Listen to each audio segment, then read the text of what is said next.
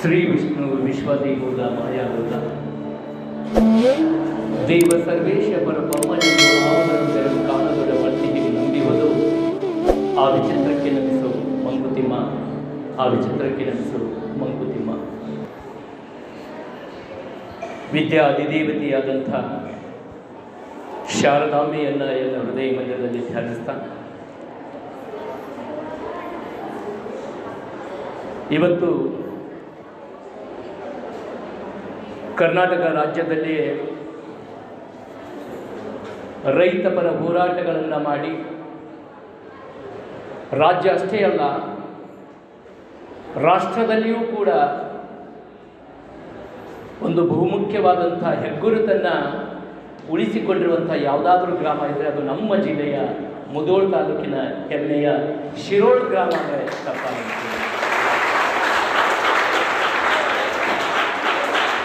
ಇಲ್ಲಿರುವಂಥ ಮಣ್ಣು ಬಹುಶಃ ಪ್ರತಿಯೊಬ್ಬರಲ್ಲಿಯೂ ಕೂಡ ಈ ಸಮಾಜದಲ್ಲಿ ನಡೆಯುವಂಥ ಅನ್ಯಾಯವನ್ನು ಸಹಿಸುವಂಥ ಶಕ್ತಿ ಬಹುಶಃ ಈ ಮಣ್ಣು.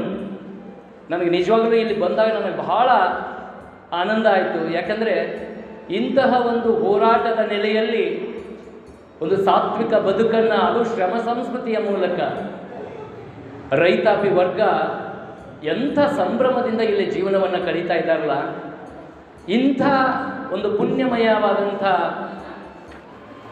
ಗ್ರಾಮದಲ್ಲಿ ಇವತ್ತು 2025-26ನೇ ಶೈಕ್ಷಣಿಕ ವರ್ಷದ SSLC ವಿದ್ಯಾರ್ಥಿಗಳಿಗಾಗಿ ವಿಶೇಷವಾದಂಥ ಅವರಿಗೆ ಬೀಳ್ಕೊಟ್ಟು ಅವರ ಮುಂದಿನ ಭವಿಷ್ಯ ಉಜ್ವಲವಾಗಲಿ ಎನ್ನುವಂಥ ಉದ್ದೇಶದಿಂದ ಶುಭಾಶಯವನ್ನು ಶುಭ ಕೋರುವಂಥ ಈ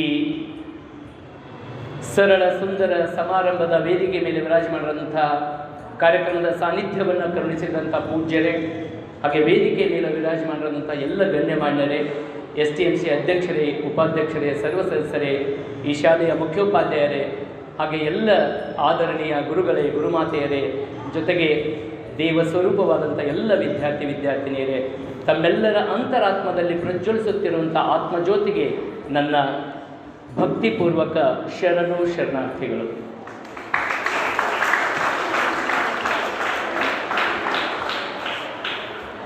ಇವತ್ತು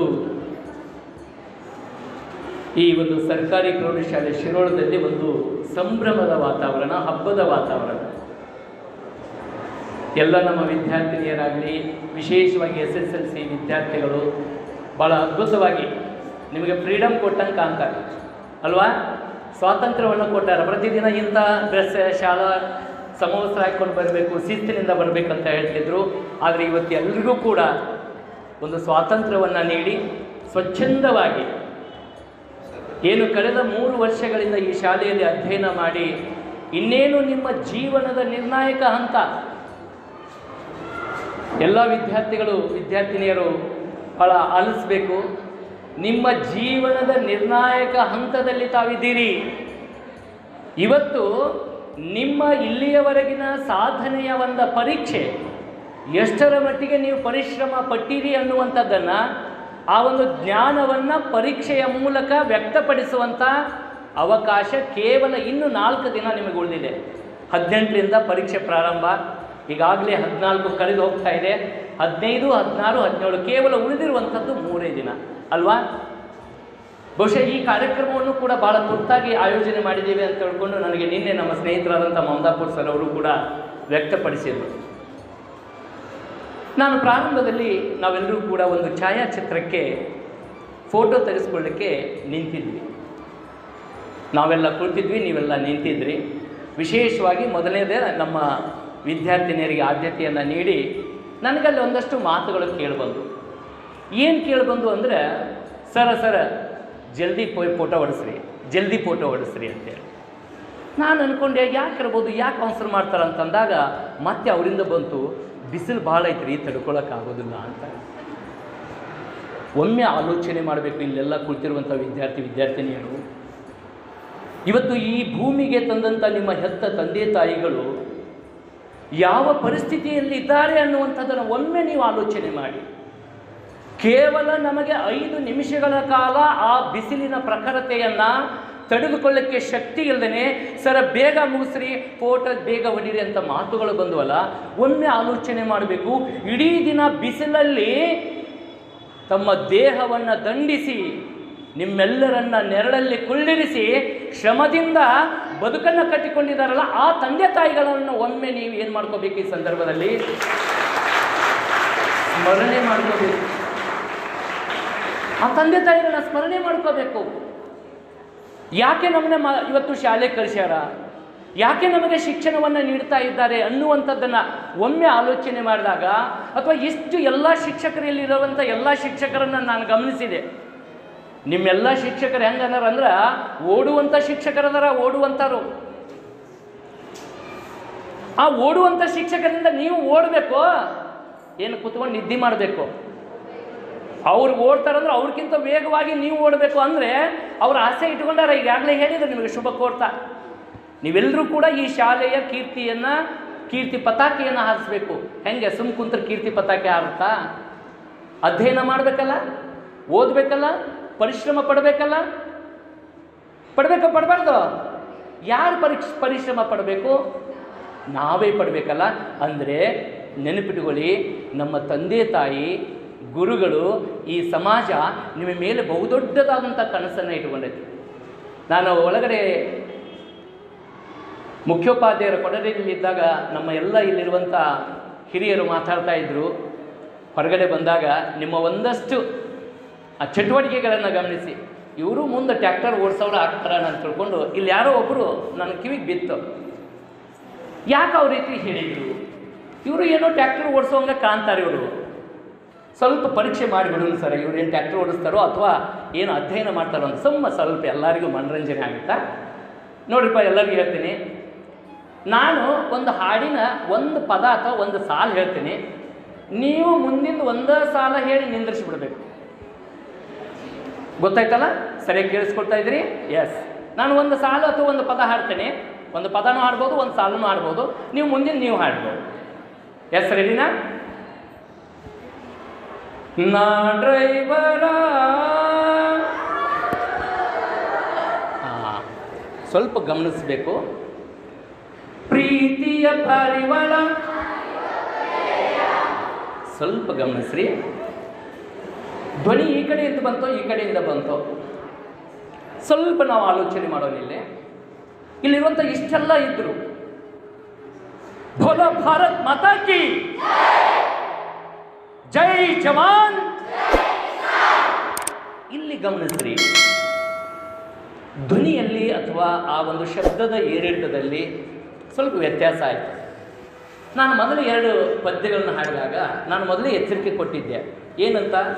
ನಮ್ಮ ಮಕ್ಕಳು ಏನಾಗ್ತಾರೆ ಅನ್ನುವಂಥದ್ದನ್ನು ಗಮನಿಸೋಣ ನಾವಂತ ಒಂದು ಸೂಕ್ಷ್ಮತೆ, ಮಕ್ಕಳ ಮನಸ್ಸಿನಲ್ಲಿರುವಂಥ ಸೂಕ್ಷ್ಮತೆಯನ್ನು ತಿಳ್ಕೋಬೇಕಾದ್ರೆ, ನಾನು ಭಾರತ್ ಮಾತಾ ಕಿ ಜೈ ಅಂದಾಗ ಅಥವಾ ಜೈ ಜವಾನ್ ಜೈ ಕಿಸಾನ್ ಅಂದಾಗ ಬಂದಂಥ ಆ ಒಕ್ಕೊರಲಿನ ಕೂಗಿಗೂ, ನಾ ಡ್ರೈವರ ಅಥವಾ ಪ್ರೀತಿಯ ಪಾರಿವಾಳ ಅಂದಾಗ ಅಲ್ಲಲ್ಲೇ ಸ್ವಲ್ಪ ಧ್ವನಿ ಕಡಿಮೆ ಬಂತಂದರೆ ನಾವೆಲ್ಲರೂ ಹೆಮ್ಮೆ ಪಡಬೇಕು, ಅಭಿಮಾನ ಪಡಬೇಕು.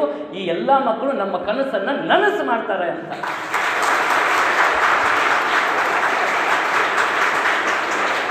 ಜೊತೆಗೆ ಇನ್ನೊಂದು ತಿಳ್ಕೋಬೇಕು, ಯಾರ್ಯಾರಿಲ್ಲಿ ನನ್ನ ಹಾಡಿಗೆ ಧ್ವನಿ ಗುಡಿಸಿರಲ್ಲಪ್ಪ, ನಾ ಯಾರಿಗೂ ಹೆಸರು ಹೇಳೋದಿಲ್ಲ. ನೀ ಹಾಡಿದಿ ಯಾರಿಗೂ ಹೇಳಕ್ಕೆ ಹೋಗ್ಬೇಡ್ರಿ, ಯಾರಿಗೆ ಬಟ್ಟು ಮಾಡಿ ತೋರ್ಸಕ್ಕೆ ಹೋಗ್ಬೇಡ್ರಿ. ಇದೊಂದು ಭಾಳ ದುರಂತ ಇವತ್ತು ನಮ್ಮ ಸಮಾಜದಾಗಿರುವಂಥದ್ದು. ಏನು ಮಾಡ್ತೀವಪ್ಪ ಅಂದ್ರೆ, ಯಾರು ಏನು ತಪ್ಪು ಮಾಡಿದ್ರೆ, ನೀ ತಪ್ಪು ಮಾಡಕತ್ತಿ, ನೀ ಸರಿ ಇಲ್ಲ ಅಂತ ತಿಳ್ಕೊಂಡು ಹಿಂಗೆ ಬಟ್ಟು ಮಾಡಿ ತೋರಿಸ್ತೀವಿ ಅವ್ರನ್ನ ಬಟ್ಟು ಮಾಡಿ ತೋರಿಸಿ ಅವಮಾನ ಮಾಡ್ತೀವಿ ಅವ್ರನ್ನ. ಇವತ್ತು ನಾವು ಏನು ಅವಮಾನ ಮಾಡ್ತೀವಲ್ಲ, ಆ ಮಕ್ಕಳಲ್ಲಿ ಏನಾಗುತ್ತೆ, ಒಂದಷ್ಟು ವಿಕೃತ ಮನಸ್ಸಿನ ತಾಳಿ ಮುಂದೊಂದು ದಿನ ಅವ್ರು ಏನು ಮಾಡ್ತಾರಪ್ಪ ಅಂದ್ರೆ ದ್ವೇಷ ಮಾಡೋಕ್ಕೆ ಸ್ಟಾರ್ಟ್ ಮಾಡ್ತಾರೆ. ಯಾವತ್ತಿಗೂ ನಮ್ಮ ಕುಟುಂಬ ಆಗಿರಲಿ, ಸಮಾಜ ಆಗಿರಲಿ ಅಥವಾ ಶಾಲೆ ಆಗಿರಲಿ, ನಮ್ಮ ಮಕ್ಕಳಲ್ಲಿ ದ್ವೇಷ ಬಿತ್ತುವಂಥ ಕೆಲಸ ಮಾಡಬಾರ್ದು. ಪ್ರೀತಿಯನ್ನು ಉತ್ತಿ ಬಿತ್ತಿ ಬೆಳೆಯುವಂಥ ಕೆಲಸವನ್ನು ಮಾಡಬೇಕು ನಾವೆಲ್ಲರೂ ಕೂಡ. ಯಾಕಂದರೆ ನೀನು ತಪ್ಪು ಮಾಡ್ತೀಯಾ ಇದೆಯಾ ಅಂತ ನಾನು ಹಿಂಗೆ ಬಟ್ಟು ಮಾಡಿ ಒಬ್ಬರನ್ನ ನಾನು ತೋರಿಸಿದ್ನಿ ಅಂದರೆ, ಒಂದು ಬಟ್ಟು ಅವ್ರ ಕಡೆ ಇದ್ದರೆ ಇನ್ನು 3 ಬಟ್ಟು ನಮ್ಮ ಕಡೆ ಅದಾವು.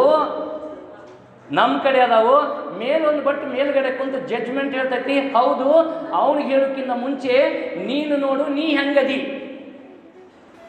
ಈಗ ಅಂತಿರ್ತೀವಿ ನಾವು, ನೀ ಹಾಡಿದ, ನೀನು ಹಾಡಿದಲ್ಲ ಅಂತ ಬಂದ್ಬಿಡ್ತೈತೆ ಅಲ್ಲಿ. ಯಾಕೆ ಅಂದರೆ ಇಲ್ಲಿ ನಾವು ತಿಳ್ಕೋಬೇಕು, ಇವತ್ತು ಮಕ್ಕಳು ನಾವು ಎಷ್ಟೇ ಒಳ್ಳೆಯ ವಿಚಾರಗಳನ್ನು, ಸಂಸ್ಕಾರವನ್ನು, ಜ್ಞಾನವನ್ನು ಕೊಟ್ಟರೂ ಕೂಡ ಅಲ್ಲಲ್ಲಿ ಸ್ವಲ್ಪ ಮೊಬೈಲ್ ನೋಡಾಕತ್ತೀರಿ ನೋಡ್ರಿ, ಅವ್ನಿಗೆ ಸರಿಸಿಟ್ಬಿಡ್ರಿಪ್ಪ.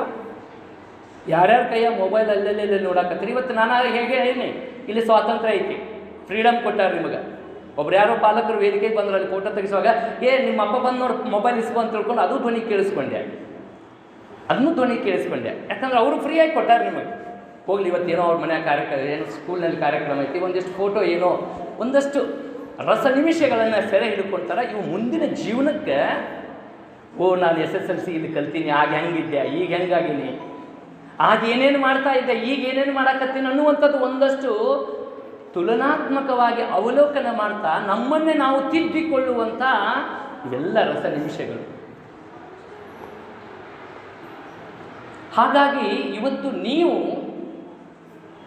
ಅಲ್ಲಿ ಸ್ವಲ್ಪ ಧ್ವನಿ ಬಂತಲ್ಲ, ನನಗೆ ಖುಷಿ ಆಯಿತು. ಯಾಕಂದರೆ ಅವ್ರು ಎಲ್ಲೋ ಒಂದು ಸ್ವಲ್ಪ ಯೋಚನೆ ಮಾಡ್ತಾಯಿದ್ರು, ಅವ್ರ ಮನಸ್ಸು ಸರಿಯಾಗಿ ಕೇಳಿಸ್ಕೊಳ್ತಾ ಇದ್ದಿರಲಿಲ್ಲ. ನಾನು ಎಚ್ಚರಿಕೆನೂ ಕೂಡ ಕೊಟ್ಟಿದ್ದೆ. ಆದರೆ ಒಂದು ಸಮಾಧಾನ ಅಂದರೆ ಅವ್ರು ಯಾರೂ ಒಕ್ಕಲದಿಂದ ಹಾಡಲಿಲ್ಲಲ್ಲ, ಅದು ನನಗೆ ಭಾಳ ಸಮಾಧಾನಕ್ಕೋಯ್ತು. ಒಂದಷ್ಟು ಜನ ಏನದಲ್ಲ, ಅವ್ರದ್ದು ತಪ್ಪಲ್ಲ. ದಿನ ಹೊರಗೆ ಹೋಗೋಣ, ಒಂದು ಟ್ಯಾಕ್ಟರ್ ಬಂತಂದ್ರೆ ಟ್ಯಾಕ್ಟರ್ ಬರೋದಲ್ಲ, ದೊಡ್ಡದೊಂದು ಏನದು ಆರ್ಕೆಸ್ಟ್ರಾನ ಬಂತನಪ್ಪ ಅನ್ನುವಂಗೆ ಬಹುಶಃ ಈ ಒಂದು ಮುಧೋಳ ಜಮಖಂಡಿ ತಾಲೂಕಿನಲ್ಲಿ ಕಡಿಮೆ ಇರ್ಬೋದು. ಯಾಕಂದ್ರೆ ನಾನು ಗಮನಿಸಿದ್ದೀನಿ, ಪೊಲೀಸ್ನವರು ಅವನ್ನೇನಾದರೂ ನೋಡಿದ್ರೆ ಅಂದರೆ ಟ್ಯಾಕ್ಟರ್ನಾಗ ಹಾಕಿ ಅವುಗಳನ್ನು ಗಾಳಿಗೆ ಸಿಗಿಸಿ ಅವನ್ನ ಹಾಳು ಮಾಡ್ತಾರೆ ಅನ್ನುವಂಥದ್ದನ್ನು ನೋಡಿ ನಾನು ಕಣ್ಣಾರೆ ನೋಡಿ. ಇವತ್ತು ಬಹಳ ಇದು ನಡೆದೈತಿ. ಅವರೇನೋ ಮನರಂಜನೆಗಾಗಿ, ಯಾಕಂದರೆ ಅವರು ಕೃಷಿ ಕೆಲಸವನ್ನು ಮಾಡುವಾಗ ಅವ್ರಿಗೆ ಮನರಂಜನೆ ಬೇಕು, ಒಂದು ವಿಜ್ಞಾಪನೆ ಅವರು ಮನರಂಜನೆಗಾಗಿ ಕೇಳ್ತಾರೆ. ನಾವು ಅದೇ ರೀತಿ ಕೇಳ್ತಾ ಅಲ್ಲಿ ಇಲ್ಲಿರುವಂಥ ಹಿರಿಯರ ಚಿಂತನೆ ಏನಂದರೆ, ನೀವು ಮತ್ತೆ ಟ್ಯಾಕ್ಟರ್ ಕಂಡು ಹಿಡ್ಕೊಂಡು ಇದೇ ಬದುಕನ್ನು ಸಾಗಿಸೋಕ್ಕಿಂತ ಏನೋ ಒಂದಷ್ಟು ವಿಭಿನ್ನವಾದಂಥ ಬದುಕು, ನಮಗಿಂತ ಎತ್ತರವಾದಂಥ ಬದುಕು, ನಮಗಿಂತ ಶ್ರೀಮಂತವಾದಂಥ ಬದುಕು ನಿಮ್ಮದಾಗಲಿ ಅಂತ ತಿಳ್ಕೊಂಡು ಎಲ್ಲ ತಂದೆ ತಾಯಿಗಳು, ಈ ಸಮಾಜ, ಈ ಶಾಲೆಯ ಮುಖ್ಯೋಪಾಧ್ಯಾಯರ ಗುರುಗಳ ಕನಸು ಏನೈತೆ ಅಂದರೆ, ನೀವು ಏನಾದರೂ ಒಂದು ಸಾಧನೆ ಮಾಡಬೇಕು, ಏನಾದರೂ ಒಂದು ಸಾಧನೆ ಮಾಡಬೇಕು. ಆ ಸಾಧನೆ ಹೆಂಗಿರ್ಬೇಕಂದ್ರೆ, ಯಾರ್ಯಾರು ಇವತ್ತು ನಿಮ್ಮನ್ನು ಅವಮಾನಿಸ್ತಾ ಇದ್ರು, ಯಾರ್ಯಾರು ನಿಮ್ಮನ್ನು ಇವತ್ತು ಹುಚ್ಚರು ಅಂತ ತಿಳ್ಕೊಂಡಿದ್ರಲ್ಲ, ಅವರು ಹುಚ್ಚರಾಗಬೇಕು. ಅವರು ಅವಮಾನಿಸಿದವರೆಲ್ಲ ಸನ್ಮಾನ ಮಾಡಬೇಕು. ಯಾರು ಹುಡುಗೈವ ಅಂದವರೆಲ್ಲ ನಿಮ್ಮನ್ನು ಗುರುತಿಸಿ ನಿಮ್ಮ ಹತ್ರ ಓಡೋಡಿ ಬರುವಂಗಾಗಬೇಕು. ಆ ರೀತಿ ಬೆಳಿಬೇಕು ನೀವೆಲ್ಲರೂ ಕೂಡ, ಆ ರೀತಿ ಬೆಳಿಬೇಕು. ಬಹುಶಃ ಇಲ್ಲಿ ಕಳೆದ ಸಾಲಿನಲ್ಲಿ ಆಶಾ ಆಗಿರ್ಬೋದು, ದಾನಮ್ಮ ಆಗಿರ್ಬೋದು, ಮತ್ತಿತರ ಹಲವಾರು ವಿದ್ಯಾರ್ಥಿಗಳು ಪ್ರಶಸ್ತಿಯನ್ನು ತಗೊಂಡ್ರು. ನನಗೆ ಇನ್ನೊಂದು ನೋವಾಯಿತು, ಇಲ್ಲಿ ವಿದ್ಯಾರ್ಥಿಗಳ ಅಭಿಪ್ರಾಯವನ್ನು ಹಂಚಿಕೊಳ್ಳುವಾಗ ನಮ್ಮ ವಿದ್ಯಾರ್ಥಿನಿಯರು ಮಾತ್ರ ವೇದಿಕೆಗೆ ಬಂದು ತಮ್ಮ ಅನಿಸಿಕೆಗಳನ್ನು ಹೇಳಿದರು. ಯಾಕೋ ನಮ್ಮ ಸೈಡ್ ಒಬ್ಬರು ಬರಲಿಲ್ಲ. ಏನಾರು ಮುಂದೈತೇನ್ರಿ ಕಾರ್ಯಕ್ರಮ ಪಟ್ಟಿಯಲ್ಲಿ, ನಾನು ಮಾತಾಡಿದ ಮೇಲೆ ಅವ್ರು ಏನಾರು ಮಾತಾಡ್ತಾರಂತೇಳಿ ಇದ್ರ ಸಂತೋಷ. ಇಲ್ಲಂದ್ರಪ್ಪ ಒಂದು ಸ್ವಲ್ಪ ನಾವೇನು ಇಷ್ಟರು ಕುಂತೀವಲ್ಲ, ನಾವು ಒಂದು ಸ್ವಲ್ಪ ಯೋಚನೆ ಮಾಡಬೇಕು. ಯಾಕೆ ಇವತ್ತು ಪರೀಕ್ಷೆ ಫಲಿತಾಂಶ ಬಂದಾಗಲೂ ಕೂಡ ನೋಡ್ತೀವಿ, ವಿದ್ಯಾರ್ಥಿನಿಯರೇ ನೀವರು ಹೇಳ್ರಿ, ಅವ್ರು ಹೇಳೋದಿಲ್ಲ.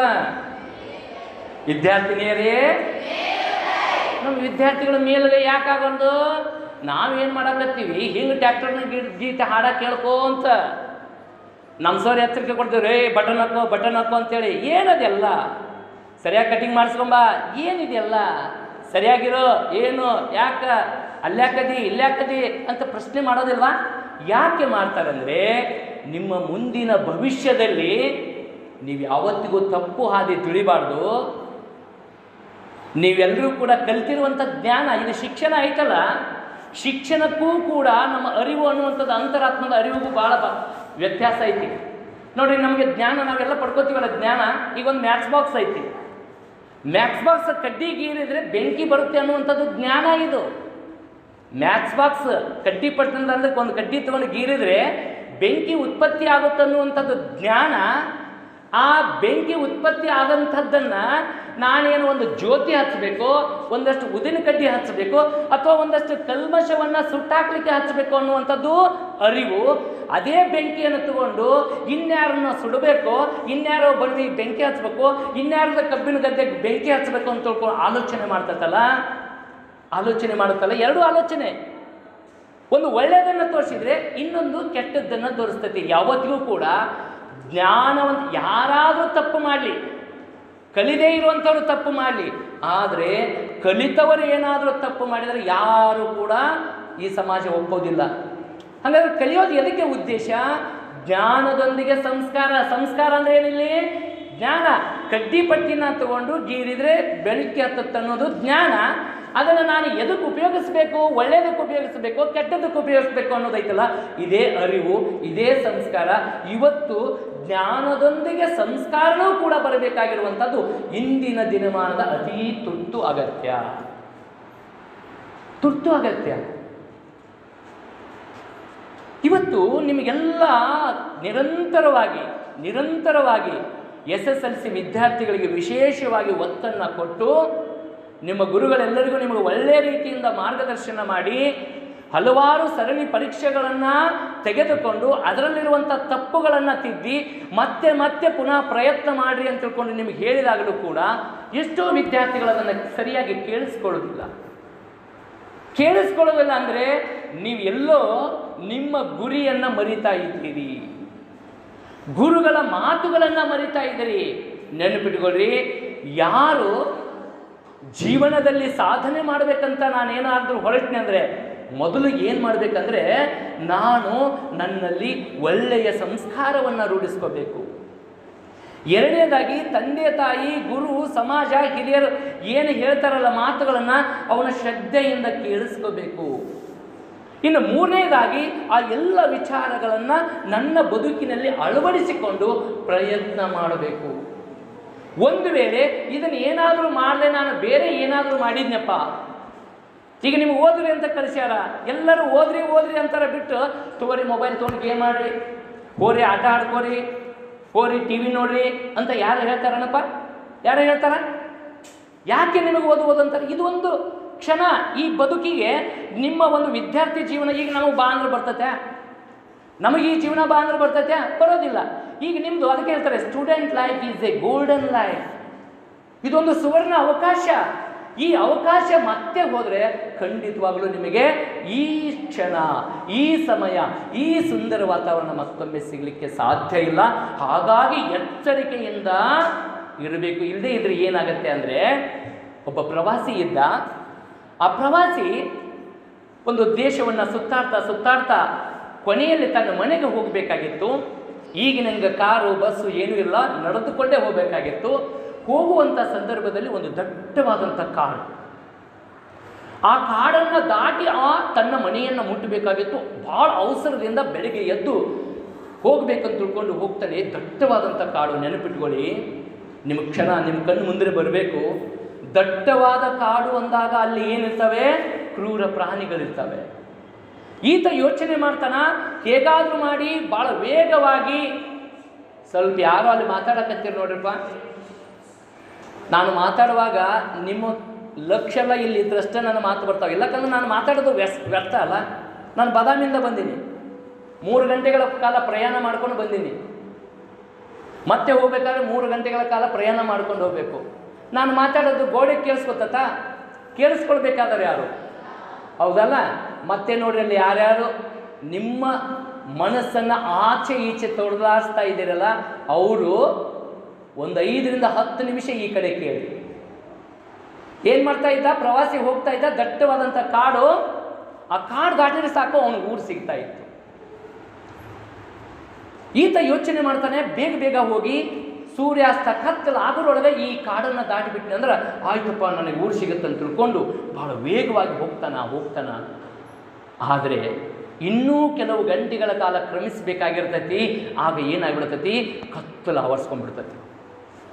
ಕತ್ತಲು ಆವರಿಸ್ಕೊಂಡಾಗ ಬಹುಶಃ ಈಗೆಲ್ಲ ನಮಗೆ ಕತ್ತಲು ಅಂದರೂ ಕೂಡ ಭಯ ಇಲ್ಲ ನಮಗೆ. ಮೊದಲು ನಾವೆಲ್ಲ ಸಣ್ಣರಿದ್ದಾಗ ಸ್ವಲ್ಪ ಕತ್ಲಾತಂದ್ರೆ ಯಪ್ಪ ದೆವ್ವ ಐತಲ್ಲೇ ಅಂಜಿಸ್ ನಮ್ಮನ್ನು ಒಳಗೆ ಕುಂದಿಸ್ತಿದ್ರು. ಈಗ ಹುಡುಗರು ಹೆಂಗದ ಅಂದ್ರೆ ದೆವ್ವ ಎಲ್ಲಿ ತೋರಿಸ್ಬಾ ಅದನ್ನು ನೋಡ್ತೀನಿ ಅದನ್ನು ಅಂತೇಳಿ ಕರ್ಕೊಂಡು ಹೋಗ್ಬಾ ಅಂತ ಅಂದ್ರೆ ಧೈರ್ಯ ಐತಿ ಇವತ್ತಿನ ಮಕ್ಕಳಿಗೆ. ನೆಚ್ಚಲೇಬೇಕು. ಯಾಕಂದ್ರೆ ಬೆಳಕು ಭಾಳ ಅದ.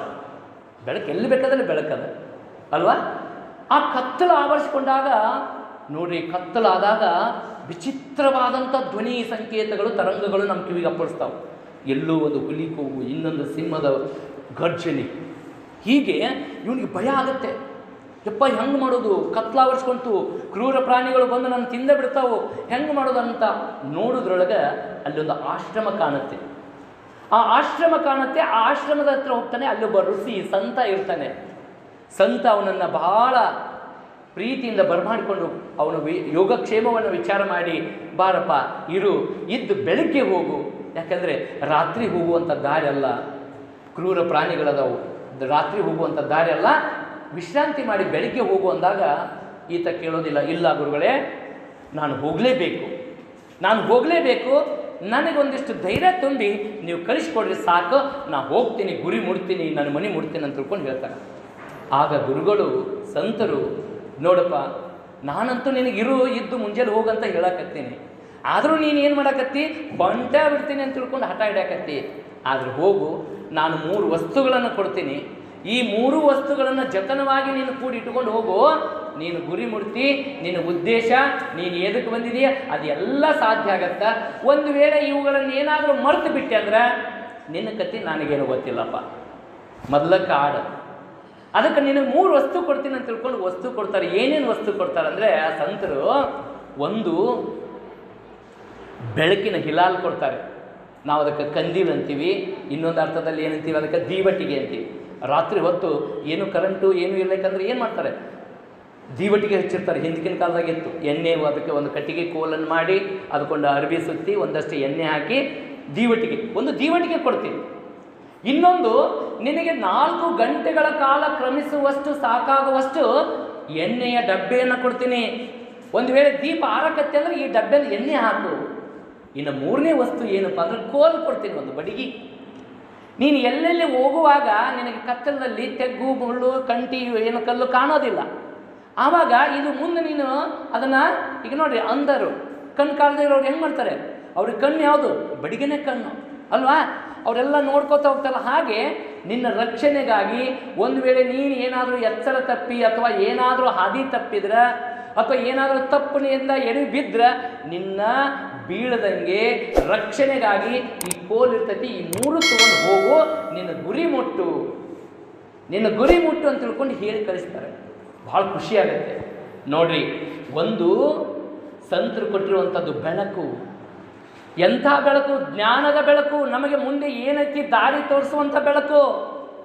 ಒಂದು ವೇಳೆ ಆ ಬೆಳಕು ಆರಿ ಹೋದ್ರೆ ಕತ್ತಲು ಆವರಿಸ್ಕೊಂಡ್ರೆ ಕ್ರೂರ ಪ್ರಾಣಿಗಳಲ್ಲವು ಇದನ್ನು ಕಾಯ್ತಾ ಇರ್ತಾವು ಅನ್ನುವಂಥ ಆಲೋಚನೆಯಲ್ಲಿ ಈತ ಆ 3 ವಸ್ತುಗಳನ್ನು ತೆಗೆದುಕೊಂಡು ಕೈಯಲ್ಲಿ ಆ ಒಂದು ಜ್ಞಾನದ ಬೆಳಕನ್ನು ಹಿಡ್ಕೊತಾನೆ. ಹಿಂದೆ ಡಬ್ಬಿಯಲ್ಲಿ 4 ಗಂಟೆಗಳಿಗೆ ಕಾಲ ಸಾಕಾಗುವಷ್ಟು ಎಣ್ಣೆಯ ಡಬ್ಬವನ್ನು ತಗೋತಾನೆ. ಅಂದರೆ ಭರವಸೆ, ಆತ್ಮವಿಶ್ವಾಸ, ಬೆಳಕೈತಿ. ಒಂದು ವೇಳೆ ಬೆಳಕು ಆರಾಕತ್ತಪ್ಪ, ದೀಪ ಆರಾಕತ್ತೆ ಅಂದ್ರೆ ಎಣ್ಣೆ ಐತಿ, ಹಾಕ್ತೀನಿ, ಹೋಗ್ತೀನಿ. ಒಂದು ವೇಳೆ ಬಿದ್ನಿ ಅಂದ್ರೆ ಎಚ್ಚರಿಸಕ್ಕ, ದಾರಿ ತಪ್ಪಿದ್ರೆ ಎಚ್ಚರಿಸಕ್ಕೆ ಏನೈತಿ, ಬಡಿಗೈತಿ, ಕೋಲೈತಿ, ಅದನ್ನು ತಗೊಳ್ತೀನಿ, ಅದ್ರ ಜೊತೆಗೆ ಹೋಗ್ತಾ ಇದ್ದೀನಿ ಅಂತ ತಿಳ್ಕೊಂಡು ಧೈರ್ಯದಿಂದ ಬಹಳ ಲಘುಬಿಗೆಯಿಂದ ಹೋಗ್ತಾನೆ. ಒಂದು 2 ಗಂಟೆಗಳ ಕಾಲ ಕ್ರಮಿಸಿರ್ತಾನೆ. ಇನ್ನೂ ದಾರಿ ದೂರ ಇದೆ. ಅಷ್ಟೊಂದರೊಳಗೆ ಅವನಿಗೆ ಏನಾಗತ್ತಪ್ಪ ಅಂದರೆ ಅಲ್ಲಿ ಎಲ್ಲೋ ಒಂದು ಸ್ವಲ್ಪ ಮನಸ್ಸು ವಿಚಲಿತ ಆಗತ್ತೆ. ಆ ಕಡೆ ಸೈಡ್ ನೋಡ್ತೈತಿ, ದಾರಿ ಬಿಡ್ತೈತಿ, ಬೇರೆ ಕಡೆ ನೋಡ್ತಾನೆ. ನೋಡಿದ ತಕ್ಷಣ ಅಲ್ಲೊಂದು ವಸ್ತು ಮಿಂಚ್ತಾ ಇರುತ್ತೆ. ನೋಡಿ, ಗುರುಗಳು ಹೇಳಿ ಕಳ್ಸ್ಯಾರ, ಈ 3 ವಸ್ತುಗಳನ್ನು ಇಟ್ಕೊಂಡು ಬೇಗನೆ ಹೋಗಿ ನೀನು ಗುರಿ ಮುಟ್ಟು. ಇವ ಆ ಗುರಿ ದಾರಿ ಬಿಟ್ಟನ, ಇಲ್ಲೊಂದು ಏನೋ ಮಿಂಚುತ್ತೆ ಅಂತ ತಿಳ್ಕೊಂಡು ಆ ಮಿಂಚು ಬರುವಂಥ ಜಾಗ ಕಡೆ ತನ್ನ ಹಿಲಾಲು ಅಂದರೆ ಬೆಳಕು ತಗೊಂಡು, ಬಡಿಗೆ ತಗೊಂಡು, ಎಣ್ಣೆ ಡಬ್ಬ ತಗೊಂಡು ಆ ಕಡೆ ಹೋಗ್ತಾನೆ. ಹೋಗಿ ನೋಡ್ತಾನೆ, ಅದೊಂದು ತಾಮ್ರದ ಕೊಡ ಇರುತ್ತೆ. ತಾಮ್ರದ ಕೊಡ ನೋಡ್ತಾನೆ, ಮೇಲಿನ ಕಂಠ ಮಿಂಚ್ತಾ ಇದೆ. ಇನ್ನೂ ಹತ್ರ ನೋಡ್ತಾನೆ, ಅಬ್ಬಬ್ಬಬ್ಬಬ್ಬ ಏನಿರ್ಬೇಕ್ರಿ ಅದರಲ್ಲಿ, ಬಂಗಾರದ ನಾಣ್ಯಗಳಿರ್ತಾವೆ ಅಲ್ವಾ. ಈ ಬಂಗಾರದ ನಾಣ್ಯಗಳು ನಾನು ತಗೊಂಡು ಮನೆಗೆ ಹೋದ್ನಿ ಅಂದ್ರೆ ನಾನು ದೊಡ್ಡ ಶ್ರೀಮಂತ ಅಲ್ವಾ. ಬಹುಶಃ ಇದೇ ಬಂಗಾರದ ನಾಣ್ಯ ನಮ್ಮ ಗದಗ ಜಿಲ್ಲೆ ಲಕ್ಕುಂಡಿಯ ಒಂದು ಮನೆಯನ್ನು ಅಗಿಯುವಂಥ ಸಮಯದಲ್ಲಿ ಪ್ರಜ್ವಲ್ ರಿತ್ತಿ ಅನ್ನುವಂಥ 9ನೇ ತರಗತಿ ಹುಡುಗ ಮನೆ ಪಾಯ ತೆಗೆಯುವಾಗ ಬಂಗಾರದ ಅಂಡೆ ಸಿಕ್ಕಿದ್ದಕ್ಕೆ ಏನು ಮಾಡಿದವ, ತಗೊಂಡು ನಾನು ಶ್ರೀಮಂತ ಆಗ್ತೀನಿ, ನಾನು ಏನು ಕಲಿಯಬೇಕಾಗಿಲ್ಲ ಅನ್ನಲಿಲ್ಲ. ಅದನ್ನು ತಗೊಂಡು ಹೋಗಿ ಏನು ಮಾಡಿದ, ಸರ್ಕಾರಕ್ಕೆ ಕೊಟ್ಟನಲ್ಲ. ಎಂಥ ಪ್ರಾಮಾಣಿಕತೆ! ಕೋಟ್ಯಾನುಗಂಟೆ ಬೆಲೆ ಬಾಳುವಂಥ ಆ ಆಭರಣಗಳು, ಪುರಾತನ ಆಭರಣಗಳನ್ನು ಸರ್ಕಾರಕ್ಕೆ ಒಪ್ಪಿಸಿ ತನ್ನ ಪ್ರಾಮಾಣಿಕತೆಯನ್ನು ಮೆರೆದ. ಈ ವ್ಯಕ್ತಿ ತನ್ನ ದಾರಿ ಬಿಟ್ಟನ, ಅಲ್ಲಿ ಬಂಗಾರ ಸಿಕ್ತಂತ ತಿಳ್ಕೊಂಡು ಬಂಗಾರದ ನಾಣ್ಯಗಳನ್ನು ನೋಡಿ ಅವ್ವಾರ್ತಾನ, ಅಬ್ಬಾ ಬಂಗಾರದ ನಾಣ್ಯ ಸಿಕ್ಕು ಅಂತ ತಿಳ್ಕೊಂಡು ಆಯ್ತು ಅದನ್ನು ತೊಗೊಂಡು ಕೆಲಸ ಪಟ್ನ ನೆನಪಾಗಬೇಕಿಲ್ಲ. ಆಯಿತು ಸಿಕ್ತ ತೊಗೊಂಡು ನನ್ನ ದಾರಿ ದೂರ ಐತಿ, ಹೋಗ್ಬೇಕು ನನ್ನ ದಾರಿಯಾಗ ಅಂತ ತಿಳ್ಕೊಂಡ್ರೆ ಯೋಚನೆ ಬರಬೇಕಾ? ದೀಪ ಆರುತ್ತಾ, ಎಣ್ಣೆ ಆಗಕ್ಕೆ ಬಂತು, ನನ್ನ ದಾರಿ ದೂರ ಐತಿ ಅನ್ನೋದ್ರ ಆಲೋಚನೆ ಬೇಕಾ? ಏನು ಮಾಡ್ತಾನ, ಬಂಗಾರದ ಕೊಡ ತೆಗಿತಾನ, ಒಂದೊಂದು ಎಣಿಸ್ಕೋತ ಕುಂದಿರ್ತಾನ, ಒಂದೊಂದು ಎಣಿಸ್ಕೋತ ಕುಂದಿರ್ತಾನ. ದೀಪ ಹೇಳ್ತತಿ, ಇದೇ ತಮ್ಮ ಡಬ್ಬೆನ ಎಣ್ಣೆ ಆಗಕ್ಕೆ ಬಂತು, ಡಬ್ಬೆನ ಎಣ್ಣೆ ಆಗಕ್ಕೆ ಬಂತು, ದೀಪ ಆರುತ್ತೋ, ದೀಪ ಆಡ್ತಾನೆ ನಿನ್ನ ಕಥೆನೇ ಮುಗಿತಿ. ಇಲ್ಲೆಲ್ಲ ಕ್ರೂರ ಪ್ರಾಣಿಗಳದಾವು, ಈ ಬೆಳಕು ನೋಡಕತ್ತಾವ, ಬೆಳಕು ನೋಡಿ ಸುಮ್ಮದಾವು. ಈ ಬೆಳಕು ಯಾವಾಗ ಆರ್ತತಿ, ಯಾವಾಗ ಇವನು ತಿಂದೇನು ಅಂತ ತಿಳ್ಕೊಂಡು ಕಾಯಕತ್ತಾವೋ. ಯೋಚನೆ ಮಾಡು, ಏಳು ಏಳು ಅಂತತಿ, ಮನಸ್ಸು ಕೇಳೋದು. ನಾಣ್ಯ ಎಣ್ಸಾಕತ್ತಾನ, 1 2 3 4 ಎಣಿಸ್ತಾನ. 999 ಅಕ್ಕವು. ಎಷ್ಟು ಅಕ್ಕವ್ರಿ? 999 ಅಕ್ಕವು. ಇವು ಆಯ್ತು 999 ಅದಾವ, ಇವನಾರು ತೊಗೊಂಡು ಹೋಗೋಣಂತ ಆಸೆ ಬರ್ತದ. ಇಲ್ಲ, ಇದ್ರ 1000 ಇರ್ಬೇಕು. ಇವು ಹೆಂಗೆ ಒಂದು ಕಡಿಮೆ ಇಟ್ಟಾರ ಇವರು. 1000 ಅದಾವ ಅಂತ ತಿಳ್ಕೊಂಡು ಮತ್ತೆ ಕುಂದಿರ್ತಾನ, ಮತ್ತೆ ದೀಪ ಹೇಳ್ತೈತಿ, ಏ ತಮ್ಮ ಆ ಬಡಿಗೆ ಹತ್ತ ಹೋಗೋದು ಬಿಟ್ಟಾನ, ದೀಪದ ಜಾತಿ ಎಣ್ಣೆ ಹಾಕಿ ಬಂದತಿ, ಬ್ಯಾಡೋ ಏಳು ಹೋಗಂತತಿ. ಮತ್ತೆ ಎಣಸಕತ್ತ 1 2 3. ನಾ ಏನು 998 ಮಟ್ಟ ಹೇಳೋದಿಲ್ಲ. ಈ ಸರಿ ಎಷ್ಟು ಅದು ಅಂದ್ರೆ 998 ಅದು. ಅಲ್ಲ ನೀನು ನಾನು ಎಣಿಕೆನ ತಪ್ಪೇನೋ ಅಂತ ನೀವ ಹುಚ್ಚ, ನಿನ್ನ ಎಣಿಕೆ ಏನು ತಪ್ಪೈತಿ, ನಿನ್ನ ಬದುಕಿನ ಎಣಿಕೆನ ತಪ್ಪೈತಿ. ಹೋಗಿ ಇನ್ನೇನು ಸ್ವಲ್ಪದಾಗ ದೀಪ ಆಡತ್ತಂತೇಳಿ ದೀಪನ ಹಾಕತ್ತ, ದೀಪನ ಹಾಕತ್ತೈತಿ, ನೀನು ಬದುಕು ಮುಗಿತು ಹೋಗಂತೇಳಿ ಅನ್ನಕತ್ತೈತಿ. ಇವ 998 ಹೆಂಗ ಆಗಲೇ ಎಷ್ಟಿದ್ದು 999. ಎಲ್ಲ ನಾನು ತಪ್ಪೆನ್ಸಿನ ಮತ್ತೆ ಅನ್ಸಕ್ಕೆ ಚಾಲು ಮಾಡ್ತಾನ. ಈ ಸರಿ 1000 ಇದ್ದೂರಪ್ಪ, ಖುಷಿ ಆತವ.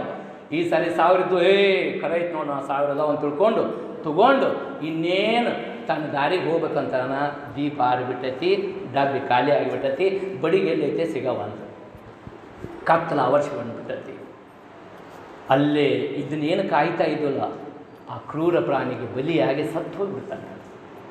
ಇದು ಈ ವಿಚಾರ ನೀವು ಯಾರ್ಯಾರು ಕೇಳಿಸ್ಕೊಂಡಿರಲ್ಲ, ನಿಮಗೆಲ್ಲ ಗುರುಗಳು ಈ ರೀತಿ 3 ವಸ್ತುಗಳನ್ನು ಕೊಟ್ಟು ಪರೀಕ್ಷೆ ರೆಡಿಯಾಗ್ರಿ ಹೋರಿ ಅಂತೇಳಿ ಕಳ್ಸಕತ್ತಾರೆ. ಒಂದು ಅವರ ಜ್ಞಾನದ, ಅವರು ಕೊಟ್ಟಂಥ ಜ್ಞಾನ, ವಿವೇಕ, ಅವರ ಒಂದು ನೀತಿ ಬೋಧನೆ ನಿಮಗೆ ಬೆಳಕಾಗೈತಿ. ಎಪ್ಪ ಓದ್ರೋ ನಸಿನಾಗ ಇದಕ್ಕೆ ಫೋನ್ ಹಚ್ಚಿ ಎಬಸ್ತಾರ, ಎತ್ತಿನ ಸರ ಅಂತ ತಿಳ್ಕೊಂಡು ಹೊಳ್ಳಿ ಮಕ್ಕೋತಾರ ಅಲ್ವಾ. ಆಮೇಲೆ ನಿಮಗೆ ಭರವಸೆ ತುಂಬ್ಯಾರ, ನೀ ಗ್ಯಾರಂಟಿ ನೀವೆಲ್ಲರೂ ಕೂಡ ಪಾಸ್ ಹಾಕಿರಿ ಅಂತ ತಿಳ್ಕೊಂಡು ಆತ್ಮವಿಶ್ವಾಸದ ಎಣ್ಣೆಯ ಡಬ್ಬಿ ಕಳಿಸ್ಕೊಟ್ಟಾರ. ಹಾಗೇನೆ ನೀವೇನಾದರೂ ತಪ್ಪುಗಳನ್ನು ಮಾಡಿದಾಗ ಕೋಲು ಕೊಟ್ಟಾರ, ಏನು ತಿಳಿದಿಲ್ಲ ಬಂದು ಕೇಳ್ರು, ನಿಮಗೇನು ಡಿಫಿಕಲ್ಟ್ ಅನಿಸ್ತೈತಿ ಬರ್ರಿ ಕೇಳ್ರಿ ತಿಳ್ಕೊಳ್ರಿ ಅಂತ ತಿಳ್ಕೊಂಡು ಹೇಳ್ಯಾರ ಇಲ್ಲ. ಇವನ್ನೆಲ್ಲ ಬಿಟ್ಟಿರಿ, ಓದ್ಕೋತ ಕುಂತೀರಿ, ಅಲ್ಲೊಂದು ಮೊಬೈಲು ಯಾರೋ ನಿಮ್ಮ ತಂದೆನೋ ನಿಮ್ಮ ತಾಯೇನೋ ಮೊಬೈಲ್ ಇಟ್ಟು ಏನೋ ಪಾಪ ಅವ್ರ ಕೆಲಸ ತೊಡಗ್ಯಾರ, ಓದಾಕತ್ತೀರಿ, ಅಲ್ಲೊಂದು ಏನೋ ಮೆಸೇಜ್ ಬರ್ತೈತಿ, ಪಟ್ಟ ನಿಮ್ಮ ಮನಸ್ಸು ಎಲ್ಲಿ ಹೋಗತಿ, ಕೈಯ ಮೊಬೈಲ್ ತೊಗೊಳಕ್ಕೆ ಹೋಗತಿ. ಯಾರೋ ರೀಲ್ಸ್ ಬಿಟ್ಟರು, ಏನು ಮೆಸೇಜ್ ಕಳಿಸಿದ್ರು, ಹೌದಲ್ಲ ಬರೇ ರೀಲ್ಸ್ ನೋಡ್ತಾವ್ರಪ್ಪ. ಏನು ಸರ್ಸಿದ್ದ ಅದನ್ನಾರ ಪೂರ ನೋಡ್ತಾರಣ. ಇವೆಲ್ಲ ರೀಲ್ಸ್ ನೋಡಿ ನೋಡಿ ನೋಡಿ ರಿಯಲ್ ಲೈಫನ್ನು ಮರೆತು ಬಿಟ್ಟಾರ. ನಾ ಎಲ್ಲೇ ಹೋದರೂ 1 ರಿಂದ 1.5 ಗಂಟೆಗಳ ಕಾಲ ಯಾವ ನನ್ನ ಮಾತುಗಳಿರ್ತಾವೆ.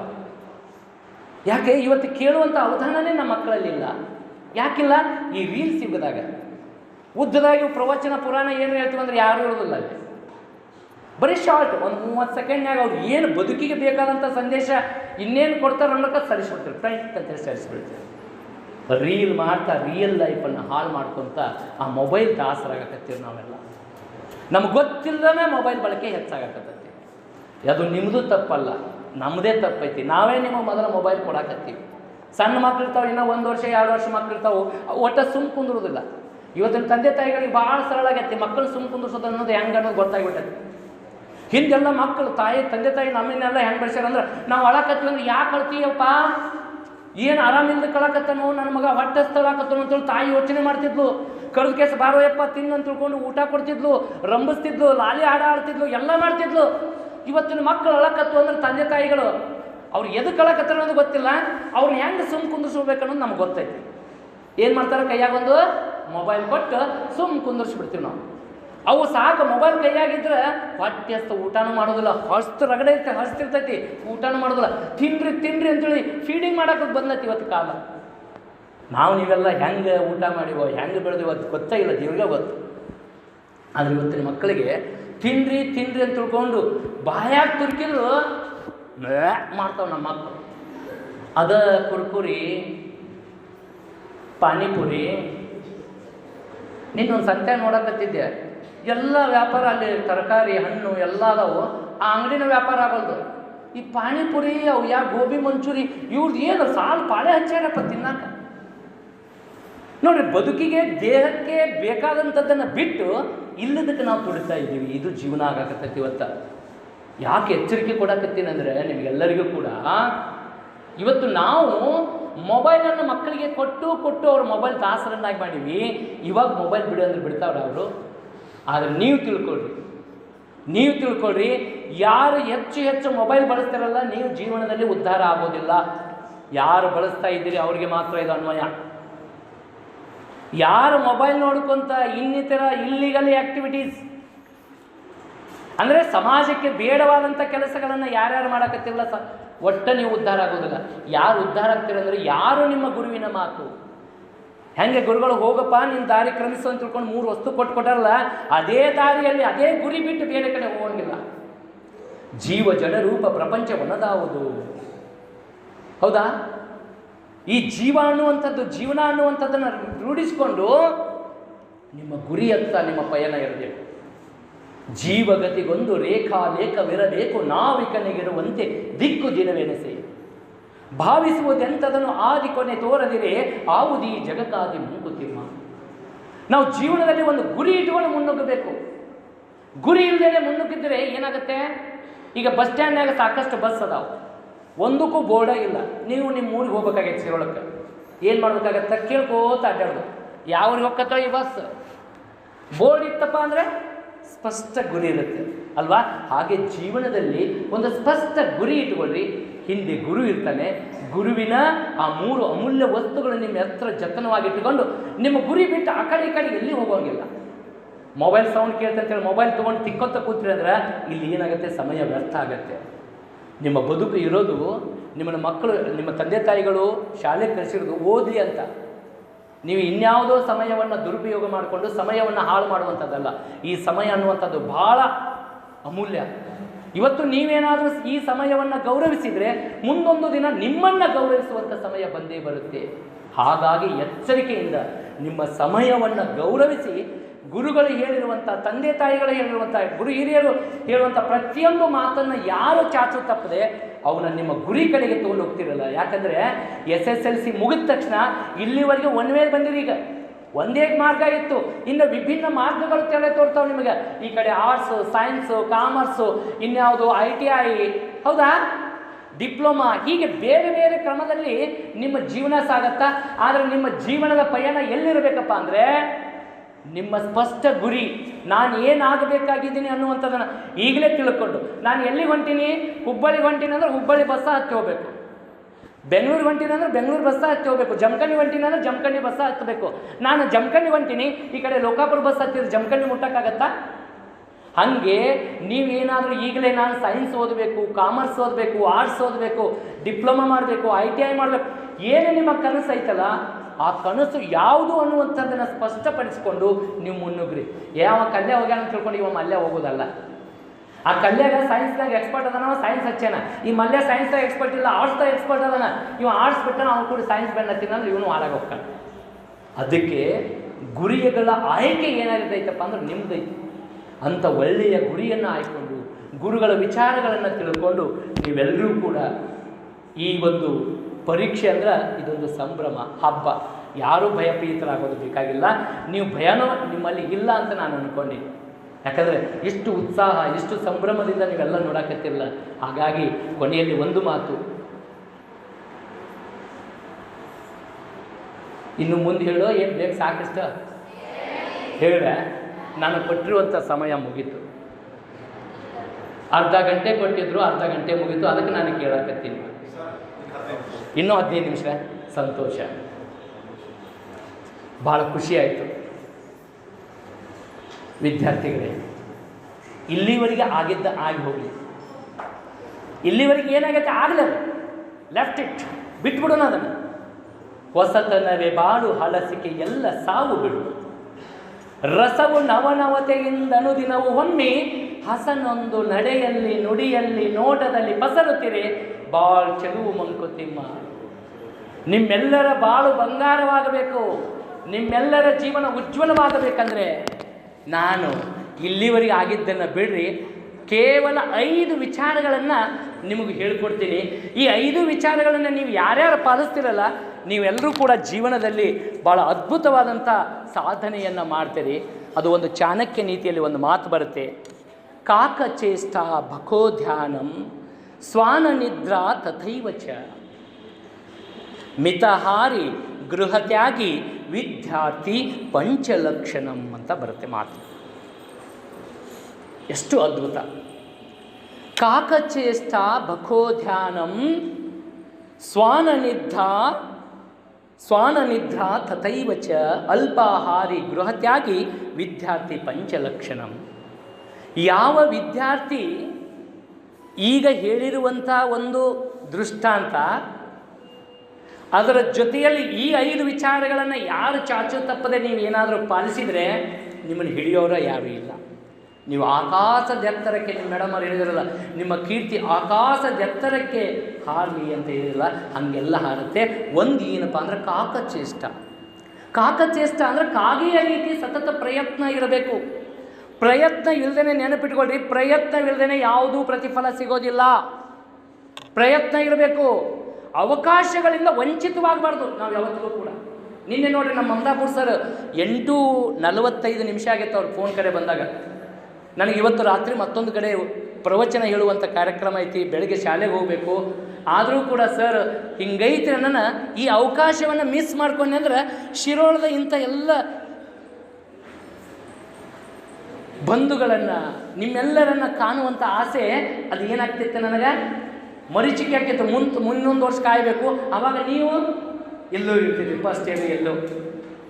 ಆದರೆ ಅವ್ರು ಕೊಟ್ಟಂಥ ಅವಕಾಶವನ್ನು ಮಿಸ್ ಮಾಡ್ಕೋಬಾರ್ದು ಅಂತ ತಿಳ್ಕೊಂಡು ತತ್ಕ್ಷಣ ಆಯ್ತು ಸರ್ ಬರ್ತೀನಿ, ಎಷ್ಟಕ್ಕಿರಬೇಕು, ಹಿಂಗೆ ಬರ್ರಿ ಸರ್ ಅಂದ್ರೆ ಅದೇ ಟೈಮಿಗೆ ನಾನಲ್ಲೇ ಸರ್ಗೆ ನಾನಿದು. ಯಾಕಂದರೆ ಒಂದು ಯಾವ ವ್ಯಕ್ತಿ ಸಮಯವನ್ನು ಗೌರವಿಸ್ತಾನೆ, ಅವಕಾಶವನ್ನು ಬಳಕೆ ಮಾಡ್ಕೋತಾನೆ, ಅವನಿಗೆ ಜೀವನದಲ್ಲಿ ಸೋಲು ಅನ್ನೋದಿಲ್ಲ, ಗೆಲುವೆ.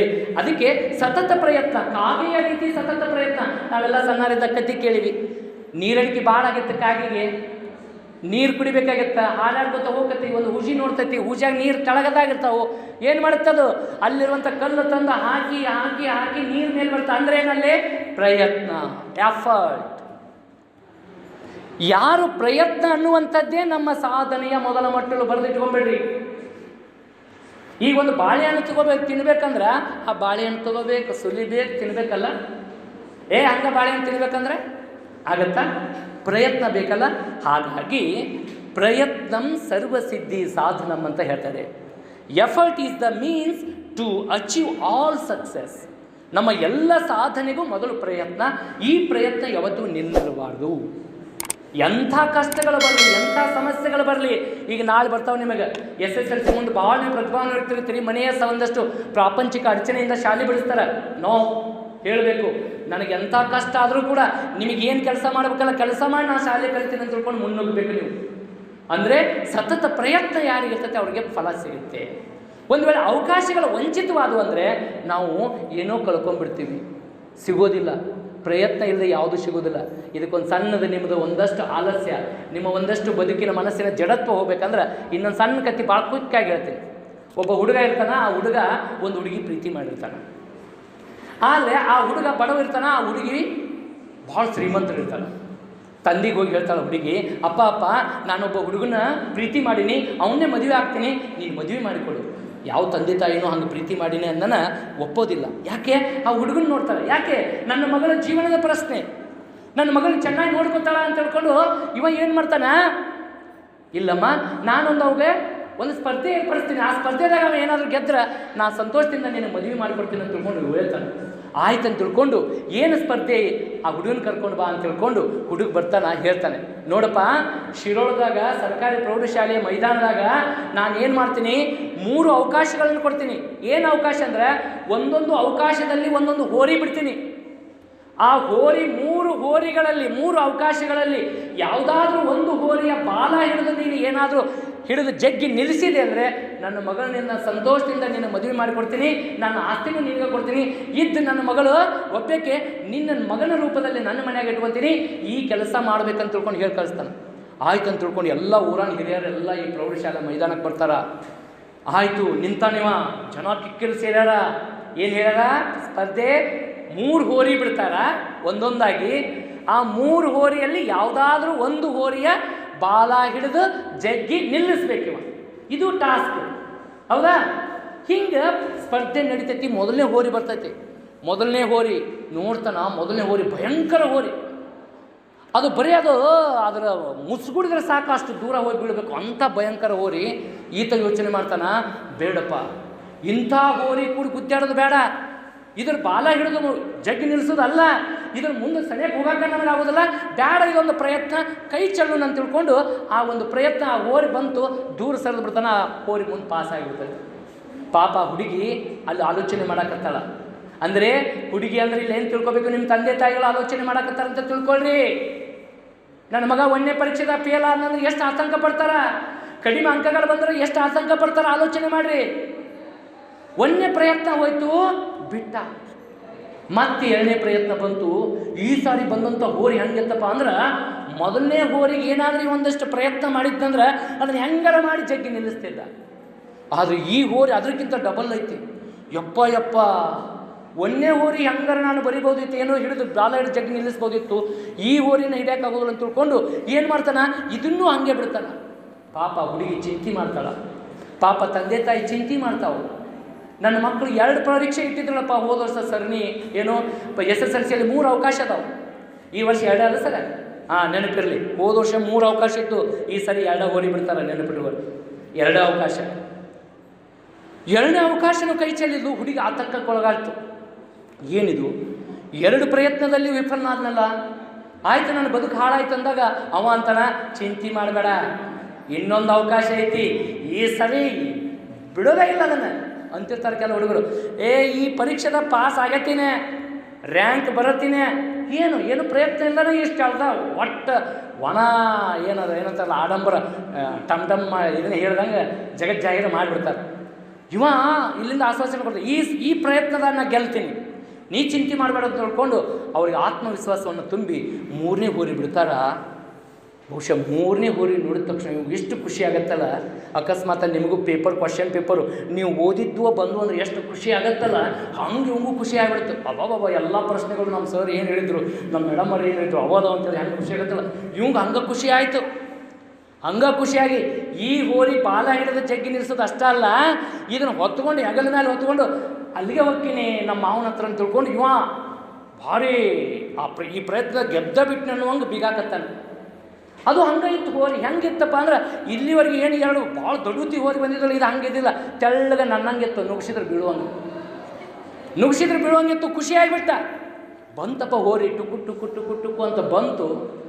ಇನ್ನೇನು ಸಮೀಪ ಬಂತು, ಅದರ ಬಾಲ ಹಿಡಿದು ಜಗ್ಗಿ ನಿಲ್ಲಿಸ್ಬೇಕಂತ ಹೊಕ್ಕನ, ಅದಕ್ಕೆ ಬಾಲನೇ ಇಲ್ಲ. ಏನಾಯ್ತು ಇಲ್ಲಿ, 3 ಪ್ರಯತ್ನದಲ್ಲಿಯೂ ಕೂಡ ಏನಾಯ್ತ, ವಿಫಲನಾದ. ಅಂದರೆ ಒಂದು ಅವಕಾಶವನ್ನು ಕೈ ಚೆಲ್ಲಿ ಮತ್ತೊಂದು ಅವಕಾಶಕ್ಕೆ ಕಾಯೋದಲ್ಲ, ಇರುವಂಥ ಅವಕಾಶವನ್ನು ಸರಿಯಾಗಿ ಬಳಕೆ ಮಾಡ್ಕೋಬೇಕು. ಇದು ಎಚ್ಚರಿಕೆ. 2ನೇದು, ಇದು ಕಾಕಚೇಷ್ಟ ಪ್ರಯತ್ನ, ಅವಕಾಶ ಮಿಸ್ ಮಾಡೋಂಗಿಲ್ಲ. 2ನೇದು ಬಕೋಧ್ಯಾನಂ, ಅಂದರೆ ಬಕಪಕ್ಷಿಯಷ್ಟು ಏಕಾಗ್ರತೆ ಇರಬೇಕು. ನೋಡಿ, ನಾನು ಇಲ್ಲಿ ಮಾತಾಡಕತ್ತೀನಿ, ಒಂದಿಷ್ಟು ಮಂದಿ ಆ ಕಡೆ ಈ ಕಡೆ ನೋಡೋದು, ನೆಲದಾಗ ಚೆಂಡು ಇಟ್ಕೊಳ್ಳೋದು, ಇನ್ನೊಬ್ಬನ ಚುಟ್ಟೋದು ಮಾಡಕತ್ತಿರಲ್ಲ, ಇದು ನಿಮ್ಮ ಮನಸ್ಸಿನ ವಿಚಲತೆ. ಮನಸ್ಸು ಏಕಾಗ್ರತೆಯಿಂದ ಇಲ್ಲೇ ಇರಬೇಕು. ಅಂದಾಗ ಮಾತ್ರ ಸಾಧನೆ ಮಾಡಲಿಕ್ಕೆ ಸಾಧ್ಯ. ಇದಕ್ಕೂ ಭಾಳ ಉದ್ದಕ್ಕಾಗಿ ಹೇಳ್ಬೋದು, ಸಮಯ ಇಲ್ಲ. ಅದಕ್ಕೆ ಏಕಾಗ್ರತೆ. ಮನಸ್ಸು ಏನು ಕೆಲಸ ಮಾಡಕತ್ತಿ ಅದೇ ಕೆಲಸ, ಅದನ್ನು ಬಿಟ್ಟು ಮತ್ತೊಂದಿಲ್ಲ. ಮೊಬೈಲ್ ನೋಡ್ಬೇಕಾ, 5 ನಿಮಿಷ ನಿನಗೆ ರೆಸ್ಟ್ ಬೇಕಾ ಮಾಡು. ಆದರೆ ಒಂದು ಒಳ್ಳೆಯ ವಾತಾವರಣದಲ್ಲಿ ಕೂತ್ಕೊಂಡು ಓದಾಕತ್ತಿ ಅಂದ್ರೆ ಏನು ಬಂದರೂ ಆ ಕಡೆ ಈ ಕಡೆ ನೋಡಬಾರ್ದು, ಅಲ್ಲೇ ಇರಬೇಕು ಏಕಾಗ್ರತೆ. ಇನ್ನು ಶ್ವಾನ ನಿದ್ದೆ. ಶ್ವಾನ ಈಗ ನಾಯಿಗಳು ಹೆಂಗೆ ಮಕ್ಕೊಂಡಿರ್ತಾವೆ, ಮಕ್ಕೊಂಡಾಗ ಇರ್ತಾವೆ, ಸ್ವಲ್ಪ ಹಚ್ಚೆ ಅಂದ್ರೆ ಎದ್ದ ಬಿಡ್ತಾವೆ. ಹಂಗೆ ನೀವು ಮಕ್ಕೊಂಡಿರ್ತಿರಲ್ಲ, ನಶಿನಾಗ 5ಕ್ಕೆ ರಿಂಗ್ ಆತಿಲ್ಲ, ನಮ್ಮ ಸರ್ ಫೋನ್ ಹಚ್ಚಿರಿ ಅಂತ ಪಟ್ನ ಎದ್ದು ಬುಕ್ಕಲ್ಲಿ ಐತಂತ ಬುಕ್ಕ ಹುಡ್ಕೊಂಡು ಕುಂದಿರ್ಬೇಕು. ಹಂಗೆ ಶ್ವಾನ ನಿದ್ದೆ ಇರಬೇಕು. ನಿದ್ದೆಯನ್ನು ಜಬರ್ದಸ್ತ್ ಮಾಡಬೇಕು. ಆದರೆ ಹೆಂಗಿರಬೇಕು, ನಿನ್ನ ಟೈಮ್ ಆಯ್ತು ಹೇಳು ಅನ್ನೋದು ಎದ್ದು. ಯಾಕಂದರೆ ಮನುಷ್ಯನಿಗೆ ನಿದ್ದೆನೂ ಕೂಡ ಭಾಳ ಅವಶ್ಯ. ಇವತ್ತು ವಿದ್ಯಾರ್ಥಿ ಜೀವನದಲ್ಲಿ ಕನಿಷ್ಠ 6 ರಿಂದ 8 ಗಂಟೆಗಳ ಕಾಲ ನೀವೇನಾಗಬೇಕು, ಹೆಂಗೆ ಮಕ್ಕೋಬೇಕಪ್ಪ ಅಂದ್ರೆ ಮಗು ತೊಟ್ಟಲ್ದಾಗ ಹಾಕೋಣ ಮಕ್ಕೊಂಡ್ಬಿಡ್ತೈತಲ್ಲ ಹಂಗೆ ಮಕ್ಕೋಬೇಕು. ಅಯ್ಯೋ ನಿದ್ದಿನ ಹತ್ತಲ್ದು, ಇವತ್ತು ಏನೇನೋ ಶಾಲೆಗೆ ಹೇಳ್ಯಾರ, ಒಂದು ತಲೆಗೆ ಹೋಗಲ್ದು, ನಾಳೆ ಪರೀಕ್ಷೆ ಹೆಂಗೆ ಬರೀಲಿ ಅಂತ ತಿಳ್ಕೊಂಡು ಜೋಲ್ ಮಾರಿ ಮಾಡ್ಕೊಳ್ದಲ್ಲ. ಮಕ್ಕೊಂದ ತಕ್ಷಣ ನಿದ್ದೆ ಹಚ್ಚಬೇಕು, ಎಬ್ಸಿದ ತಕ್ಷಣ ಎಚ್ಚರ ಆಗಬೇಕು. ಹಂಗೆ ಶ್ವಾನ ನಿದ್ದ. ಇನ್ನು ಮಿತಹಾರಿ. ಇವತ್ತು ಭಾಳ ಮಂದಿ ಆಹಾರ ಪದ್ಧತಿಯಲ್ಲಿ ಆಗಲೇ ಹೇಳಿದ್ನಲ್ಲ, ಭಾಳ ನಮ್ಮ ದೇಹದ ಪ್ರಕೃತಿಯನ್ನು ಹಾಳು ಮಾಡ್ಕೊಳಕತ್ತೀವಿ. ಮಿತಹಾರಿ. ಎಷ್ಟು ಹಿತ ಬುಕ್ ಮಿತ ಬುಕ್ ಋತು ಬುಕ್. ಹಿತವಾದಂಥ ಆಹಾರವನ್ನು ಮಿತವಾಗಿ ಋತುಮಾನಕ್ಕೆ ತಕ್ಕಂತೆ ನಾವು ಸೇವಿಸಿದರೆ ಆರೋಗ್ಯವಾಗಿರ್ತೀವಿ. ಯಾಕಂದರೆ ವಿದ್ಯಾರ್ಥಿ ಜೀವನದಲ್ಲಿ ಆರೋಗ್ಯನೂ ಬಹಳ ಮುಖ್ಯ. ಹಾಗಾಗಿ ನೀವು ಆರೋಗ್ಯವಂತರಾಗಿರಬೇಕಾದ್ರೆ ಮಿತಹಾರಿಗಳಾಗಿರಬೇಕು. ಒಬ್ಬ ಏನು ಮಾಡಿದಂತ ಸಾಧನೆ ಮಾಡಬೇಕು, ನಾನು ಚಲೋ ಮಾರ್ಕ್ಸ್ ತೊಗೋಬೇಕಂತ ತಿಳ್ಕೊಂಡು ಮುಂಜಾನೆದ್ದು ಓದಾಕ್ ಕುಂತಾನ. ಅವರು ತಾಯಿ ಕರೆಯಕತ್ತಾಳ, ಬಾಯಪ್ಪ ಇಡ್ಲಿ ಮಾಡೀನಿ ಬಾ ತಿಂದು ಓದ್ಕೋತ ಕುಂದ್ರು. ನನ್ನ ಒಂದು 10-15 ಇಡ್ಲಿ ತಿಂದು ಬುಕ್ಕನ ಮುಂದೆ ಹಿಂಗೆ ಕುಂದಿರ್ತಾನ, ಕಣ್ಣು ತಿಲಾಡಕತ್ತು, ಅಲ್ಲೇ ಮಕ್ಕೊಂಡ್ಬಿಡ್ತಾನೆ. ಯಾಕಿದು? ಎದ್ರ ಪ್ರಭಾವ ಎದರ್ತಿದು? ಹೊಟ್ಟೆ ತುಂಬ ತಿನ್ನೋಂಗಿಲ್ಲ, ಗಡದ್ದಾಗಿ ತಿಂದುಬಿಟ್ರೆ ನಿದ್ದೆ ಬರ್ತೈತಿ. ನಿಮ್ಮ ನಿದ್ದೆ ಮಾಡುವ ವಯಸ್ಸಲ್ಲ. ನಿದ್ದೆ ಯಾವಾಗ ಮಾಡಬೇಕು ಅವಾಗ ನಿದ್ದೆ ಮಾಡಬೇಕು, ಓದುವಾಗ ಓದಬೇಕು. ಹಾಗಾಗಿ ಮಿತಹಾರಿ. ಇನ್ನೊಂದು ಗೃಹತ್ಯಾಗಿ. ಗೃಹತ್ಯಾಗಿ ಅಂದರೆ ಬೇರೆ ಏನೂ ಅಲ್ಲ, ಒಂದಷ್ಟು ಈ ಪ್ರಾಪಂಚಿಕ ಸೆಳೆತಗಳು ಇರ್ತಾವಲ್ಲ, ಈ ಮೊಬೈಲ್ ಬಾ ಅನ್ನತ್ತ, ಟಿ ವಿ ಬಾಯಿಲೆ IPL ಮ್ಯಾಚ್ ಐತಿ, T20 ಮ್ಯಾಚ್ ಐತಿ, ಓದ್ಕೋತ ಕೂತೀನು ಬಾಯಿಲೆ ನೋಡು, ಬಾಯಿಲೆ ಹೆಂಗೆ ಹೊಡ್ಯಾಕತ್ತವ್ರು ನೋಡುವ, ಭಾರಿ ಅಯ್ಯೋ ಇಷ್ಟು ರನ್ ಆತ ಅಷ್ಟು ರನ್ ಆತ, ಓದೋದು ಬುಕ್ ಆತ ಹೋಗೋದು ಅವೆಲ್ಲ ಕರಿತಾವೆ ನಿಮ್ಮನ್ನು, ಬರ್ರಿ ಬರ್ರಿ ಬರ್ರಿ ಅಂತೇಳಿ. ಅಲ್ಲ, ಅವನ್ನೆಲ್ಲ ಬಿಡಬೇಕು. ನೀವು ಸಾಲಿ ಹೊಂಟಿರ್ತೀರಿ, ತಮ್ಮ ಬಾ ಇವತ್ತು ಅಜ್ಜಿ ಊರಿಗೆ ಹೋಗಿ ಬರೋಣ, ಪಾಟಿಚರ ಹೋಗೋದವ್ರ ತಯಾರಾಗ್ತೀವಿ. ಯಾರು ಒಲ್ಲಪ್ಪ ನನ್ನ ಸಾಲಿ ಐತಿ ಓದಬೇಕು, ನನ್ನ ಪರೀಕ್ಷೆ ಬಂದು ಅಂತೇಳಿ ಯಾರು ಹೇಳ್ತೀವಿ ನಾವು? ಅಂದ್ರೆ ಇವೆಲ್ಲ ನಿಮ್ಮನ್ನು ಬಾ ಬಾ ಅಂತ ಕರಿತಾವಲ್ಲ, ಗೃಹ ತ್ಯಾಗಿ. ಅದನ್ನೆಲ್ಲ ತ್ಯಾಗ ಮಾಡಬೇಕು. ತ್ಯಾಗ ಮಾಡಿ ಓದು, ಶ್ರದ್ಧೆಯಿಂದ ಓದಬೇಕು. ಶ್ರದ್ಧಾವಾನ್ ಲಭತೆ ಜ್ಞಾನಂ ಅಂತ ಹೇಳ್ತಾರೆ. ಶ್ರದ್ಧೆಯಿಂದ ನೀವು ಓದಿದರೆ ಖಂಡಿತವಾಗಲೂ ನಿಮಗೆ ಜಯ ಸಿಗುತ್ತೆ. ಈ 5 ಕೆಲಸ, ಒಂದು ಪ್ರಯತ್ನ, ಏಕಾಗ್ರತೆ, ಶ್ವಾನ ನಿದ್ದೆ ಅಂದರೆ ಸ್ಥಿತಪ್ರಜ್ಞೆ, ಎಚ್ಚರವಾಗಿರಬೇಕು, ನಿದ್ದೆ ಮಾಡಿದರೂ ಎಚ್ಚರ ಇರಬೇಕು. ಆಮೇಲೆ ಆರೋಗ್ಯ, ಮಿತಹಾರಿಯಾಗಿ ಆರೋಗ್ಯವನ್ನು ಕಾಪಾಡಿಕೊಳ್ಳೋದು. ಒಂದಷ್ಟು ನಮ್ಮನ್ನು ಸೆಳೆದು ನಮ್ಮ ದಾರಿ ತಪ್ಪಿಸುವಂಥ ಆ ವಸ್ತುಗಳನ್ನು ದೂರ ಮಾಡಿ ನಮ್ಮದು ಏನು ಕಾಯಕ ಐತಿ, ಓದುವುದು ಕಾಯಕ, ಓದುವುದರಲ್ಲಿ ನೀವು ಎಫರ್ಟನ್ನು, ಪ್ರಯತ್ನವನ್ನು ಹಾಕಿದರೆ ಖಂಡಿತವಾಗಲೂ ಪ್ರಯತ್ನದ ಬೀಜವನ್ನು ಬಿತ್ತುತ್ತಾ ಇರಿ.